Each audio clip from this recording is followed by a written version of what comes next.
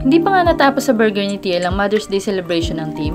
Kinagabihan kasi nagdala rin si Ate Maggie ng best pancit in town niya. Para siyang palabok pero walang sauce. Pero yung lahok ay parehas lang din nun. May hipon, itlog at chicharon. Nagdala rin siya ng tinapay para sa mga walang dalang kanin. Syempre hindi naman tayo papakabog, kailangan may kanin. Kahit parehas carbohydrates, carry na. Kailangan mag-stock tayo ng taba para pag wala tayong makain, hindi halata. Hindi ko alam kung bakit kukunti kami ngayong Sunday, pero ang mahalaga naman yung mga dating nasa bahay o dating mga naka-work from home, nakasabay namin kumain ngayon. Sabi pa nga nung isa, next time daw na may ganito ulit, sabihan naman siya para makapag-share siya ng lechon manok. O diba? Kay babae talaga ng mga nanay sa team namin. Bago nga kumain, nagpicture-picture muna kami dahil first time naming makasama yung mga team bahay. Masaya no? Ganito mo talaga may enjoy ang trabaho. Kahit sobrang pagod, sobrang stress ng ginagawa mo, hindi mo mararamdaman na nagtatagal ka na pala sa kumpanya. Kaya laking pasalamat ko na sa team na to ako napunta. So tuwing malungkot ako, pag pumasok ako ng office, hindi na natutuloy yung lungkot ko. Andiyan kasi sila para magpatawa.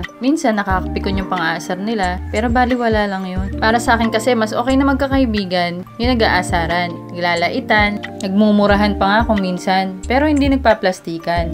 At isa din talaga sa nakakapagpasolid sa team, yung kainan na ganito. O siya, sige na guys, baka mag-comment na naman si Angela na kakain na lang daw ako, and dami-dami pa sinasabi. Pa-follow naman po ako and share na rin ang video. Bye!